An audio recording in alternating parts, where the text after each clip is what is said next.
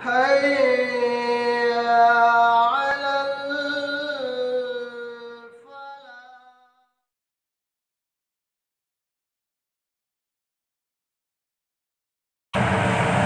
بسم الله والصلاة والسلام على رسول الله وبعد.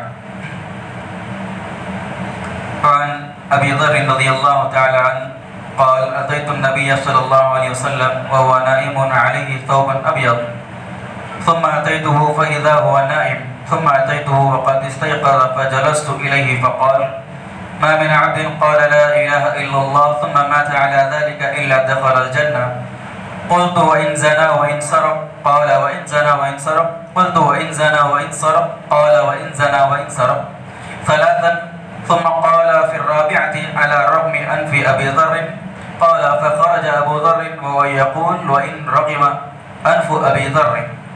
رواه البخاری. امام بخاری رحمۃ اللہ علیہ نے اپنی کتاب صحیح بخاری کے اندر کتاب اللباس کے تحت اس حدیث کو اپنی کتاب میں لایا.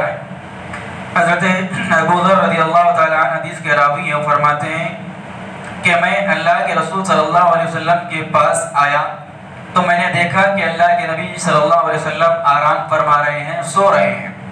تو میں چلا گیا اور حضرت ابو ذر فرماتے ہیں کہ اللہ کے نبی صلی اللہ علیہ وسلم کے جسم پر سفید کپڑے تھے. فرماتے ہیں کہ میں پہلی مرتبہ دیکھ کر چلا گیا، پھر دوبارہ آیا تو دیکھا کہ اللہ کے نبی صلی اللہ علیہ وسلم آرام فرما رہے ہیں، سو رہے ہیں. تو پھر دوبارہ چلا گیا. پھر تیسری مرتبہ جب میں اللہ کے نبی صلی اللہ علیہ وسلم کی خدمت میں آیا تو میں نے دیکھا کہ اللہ کے رسول صلی اللہ علیہ وسلم بیدار ہو چکے ہیں. پھر میں اللہ کے نبی کے قریب بیٹھا. اللہ کے رسول صلی اللہ علیہ وسلم نے مجھ سے یہ حدیث بیان فرمائی. آپ نے کہا کہ ما من عبد قال لا الہ الا اللہ ثم مات على ذلك دخل الجنہ، کہ جو کوئی آدمی کلمہ توحید یعنی لا الہ الا اللہ کا اقرار کرے اور پھر اسی کلمہ توحید پر اس کی موت ہو جائے تو اللہ کے نبی نے کہا کہ الا دخل الجنہ، وہ آدمی اللہ رب العالمین کی جنت میں داخل ہو جائے گا. یعنی جو آدمی کلمہ توحید لا الہ الا اللہ کا اقرار کرے اور پھر اسی کلمے پر اس کی موت واقع ہو جائے تو وہ شخص جنت کے اندر داخل ہو جائے گا. حضرت ابو ذر فرماتے ہیں کہ میں نے اللہ کے نبی سے پوچھا کہ اللہ کے رسول صلی اللہ علیہ وسلم کہ وَإِن زَنَا وَإِن سَرَقَ، کیا وہ کلمہ گو مسلمان، وہ کلمہ توحید کا اقرار کرنے والا آدمی مومن اگرچہ وہ زنا کر لے اپنی زندگی کے اندر یا چوری کر لے تو کیا اس کے باوجود وہ جنت کے اندر جائے گا؟ تو اللہ کے نبی نے کہا کہ ہاں، اگرچہ اس نے زنا کیا ہو یا پھر اس نے چوری کی ہو، اس کے باوجود وہ جنت کے اندر داخل ہوگا. ابو ذر رضی اللہ عنہ فرماتے ہیں کہ میں نے دوبارہ اللہ کے نبی سے پوچھا کہ اللہ کے رسول کیا زنا اور چوری کرنے والا مومن بھی جنت میں جائے گا؟ اللہ کے نبی نے دوسری مرتبہ بھی کہا کہ ہاں، زنا اور چوری کرنے والا مومن بھی جنت کے اندر داخل ہوگا.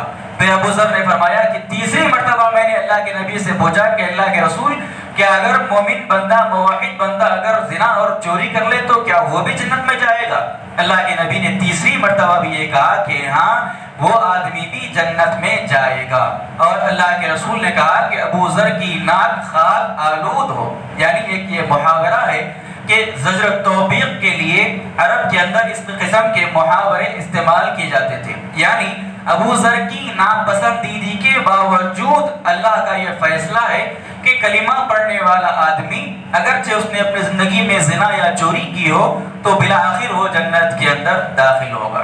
اللہ کے رسول صلی اللہ علیہ وسلم نے اس حدیث کے اندر اس بات کی خبر اور اس بات کی بشارت ایمان والوں کو دی.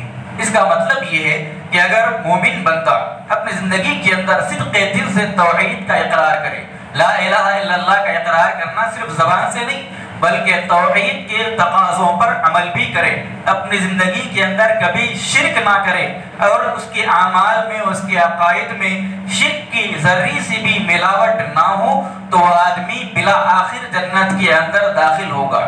بلا آخر جنت کے اندر داخل ہوگا.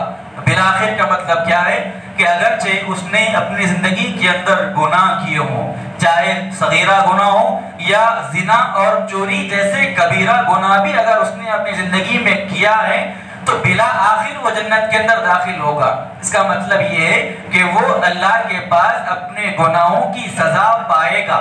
جہنم کے اندر اللہ تعالیٰ اس کو جتنی مدت رکھنا چاہے گا رکھے گا، اس کے گناہوں کی سزا جب ختم ہوگی تو اس گناہوں کی سزا پا لینے کے بعد وہ جہنم سے بالآخر نکالا جائے گا، اس کے بعد جنت کے اندر داخل کیا جائے گا۔ یہ کلمہ توحید کی اور لا الہ الا اللہ کی برکت ہے کہ آدمی اپنی زندگی کے اندر کتنا ہی گناہ کر لے، لیکن اللہ اگر چاہے گا تو اس کے گناہوں کی اس کو سزا دے گا، اس کے بعد اس کو جنت کے اندر داخل کرے گا۔ اس کے برخلاف وہ آدمی کہ جس نے اپنی زندگی کے اندر اللہ کے ساتھ شرک کیا ہو، اس کے عقیدے میں شرک ہو یا اس کے اعمال میں شرک ہو، تو اللہ رب العالمین نے ایسے آدمی پر جنت کو حرام قرار دیا۔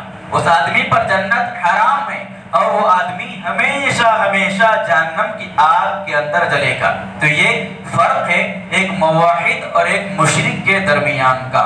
موحد اور مشرک کے درمیان کا یہ بنیادی فرق ہے کہ موحد کتنا بھی گنہگار کیوں نہ ہو، اور وہ اپنے گناہوں کی سزا پانے کے بعد بالآخر جنت کے اندر داخل ہوگا، اور مشرک اپنی زندگی میں کتنا ہی نیک عابد عبادت گزار کیوں نہ ہو، اللہ کے پاس اس کی نیکیاں برباد ہو جائیں گی اور اللہ اس پر جنت کو حرام کر دے گا، اور وہ ابدی طور پر ہمیشہ ہمیشہ کے لیے جہنم کی آگ کے اندر جلے گا۔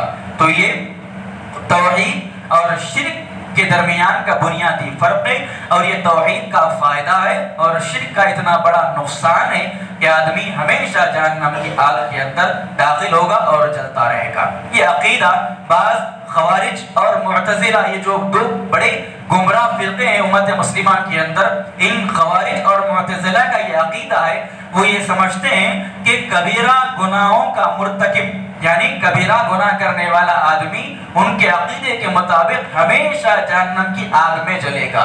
یعنی ان کا ماننا ہے کہ کبیرہ گناہ اگر آدمی دنیا کے اندر کر لے، اگرچہ وہ موحد ہے، لیکن ان کا عقیدے کے مطابق وہ آدمی کبھی جنت میں داخل نہیں ہوگا۔ لیکن اہل سنت والجماعت کا، اللہ کے نبی کا، سلف صالحین کا، صحابہ کرام کا، محدثین کا، مفسرین کا یہ عقیدہ ہے کہ آدمی موحد اگر ہے اور اپنی زندگی میں اگر کبیرہ گناہ بھی کر لے تو اپنے گناہوں کی سزا پانے کے بعد اللہ تعالیٰ اس کو جہنم سے نکالے گا اور جنت کے اندر اس کو داخل فرمائے گا۔ تو یہ کلمہ توحید کی برکت ہے۔ اس کا مطلب یہ نہیں ہے کہ ہم اپنی زندگی کے اندر دھڑلے سے اور اپنے زندگی کے اندر ہم بےتابی سے یا پھر جانبازی سے ہم گناہ کرتے جائیں اور یہ سوچیں کہ بالآخر جنت میں تو داخل ہونا ہے۔ اس قسم کی فکر سے اگر آدمی دنیا کے اندر گناہ کرے گا تو ہم کو یہ بات بھی جان لینی چاہیے کہ جہنم کا عذاب، جہنم کی آگ اور جہنم کی سختیاں کوئی معمولی سختی نہیں۔ جہنم کا ایک لمحہ بھی آدمی کی زندگی اور آدمی کے جسم کو پگھلانے کے لیے اور اس کے جسم کو خاکستر کرنے کے لیے جہنم کی ایک لمحے کی گرمی بھی کافی ہے۔ لہذا یہ سوچنا کہ بالآخر جنت میں تو داخل ہونا ہے اور یہ سوچ کر گناہوں میں اپنی زندگیوں کو بسر کر لینا، یہ ایک ایمان والے کی پہچان نہیں ہے۔ بہرحال کلمہ توحید کی یہ برکت ہے کہ کلمہ توحید کا خالص دل سے اقرار کرنے والا آدمی گناہوں کی سزا کو پانے کے بعد بالآخر جنت کے اندر داخل ہوگا۔